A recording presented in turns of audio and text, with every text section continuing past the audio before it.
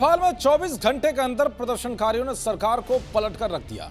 Facebook, Instagram समेत 26 social media platform के ban को लेकर ऐसी हिंसा भड़की कि जिसके बारे में किसी ने सोचा भी नहीं होगा।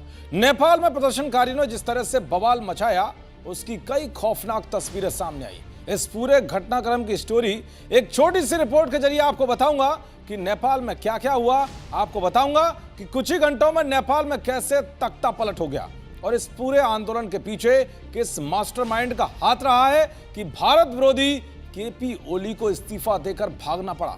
आखिर में आपको बताऊंगा कि नेपाल में जो कुछ भी हुआ उसको लेकर भारत में क्या कुछ हलचल हो रही है। दरअसल इस आंदोलन के भड़कने की पहली तस्वीर नेपाल की संसद से सामने आई, जहां प्रदर्शनकारियों ने संसद पर कब्जा कर लिया और यहां आग लगा दी। जब हालात कंट्रोल से बाहर होने लगे तो सेना को उतार दिया गया और बवाल करने वालों को देखते ही गोली मारने के आदेश दे दिए, जिसके बाद सेना और पुलिस ने प्रदर्शनकारियों पर गोली चलाई, जिसमें 20 से ज्यादा लोगों की मौत हो गई और सैकड़ों घायल हो गए। इसके बाद तो ये आंदोलन खूनी जंग में बदल गया।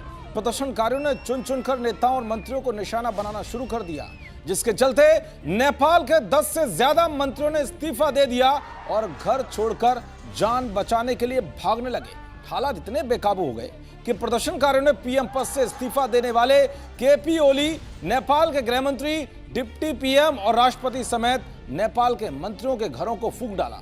यही नहीं बल्कि सुप्रीम कोर्ट के बाहर भी आगजनी की गई, यानी कि प्रदर्शनकारियों को जो भी सरकारी महकमे का व्यक्ति मिलता गया उनके घरों को फूंक दिया और उन्हें वहां से दौड़ा दिया। हिंसा और प्रदर्शन के बीच काठमांडू एयरपोर्ट को बंद करना पड़ा। लेकिन इस दौरान एक ऐसी घटना भी देखने को मिली जिसने पूरी दुनिया की रूह कपा दी। दरअसल प्रदर्शनकारियों की भीड़ ने नेपाल के पूर्व प्रधानमंत्री झालानाथ के घर पर हमला बोला और आग लगा दी। इस घटनाक्रम में पूर्व पीएम की पत्नी राजश्री चित्रकार बुरी तरह से जल गई और उनकी मौत भी हो गई। झालानाथ खलनाल नेपाल के 35वें प्रधानमंत्री रह चुके हैं और फरवरी 2011 से अगस्त 2011 तक उन्होंने इस पद की जिम्मेदारी संभाली थी। जहां एक तरफ नेपाल के पीएम ओली ने इस्तीफा दे दिया है, तो वहीं प्रदर्शन करने वाले युवाओं ने काठमांडू के मेयर बालेंद्र शाह को अंतरिम पीएम बनाने की मांग की है। बालेंद्र शाह अभी काठमांडू के मेयर हैं, एक फेमस रैपर है जिनका जेंजी पर काफी इन्फ्लुएंस भी है। इतना ही नहीं, उन्हीं को जेंजी आंदोलन का मास्टरमाइंड कहा जा रहा है। बालेंद्र ने 2022 में मेयर पद का चुनाव जीता था, अभी काठमांडू सिटी के 15वें मेयर हैं। 2023 में टाइम मैगजीन के टॉप 100 लिस्ट में शामिल थे। उधर नेपाल में हुए बवाल को लेकर भारत भी एक्शन में है। भारत लगातार घटनाक्रम पर नजर बनाए हुए है। दिल्ली में नेपाल दूतावास की सुरक्षा बढ़ा दी गई।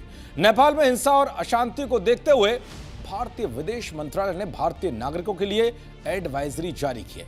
इसके तहत भारत सरकार ने अपने नागरिकों को सलाह दी है कि नेपाल में जारी हिंसक प्रदर्शन को देखते हुए फिलहाल वहां की यात्रा करने से बचें। नेपाल से जिले की सीमाओं को अलर्ट कर दिया गया है। कुल मिलाकर भारत भी हर मोर्चे पर पैनी नजर बनाए हुए। अब देखना यह होगा कि आने वाले दिनों में नेपाल की कमान किसे सौंपी जाती है।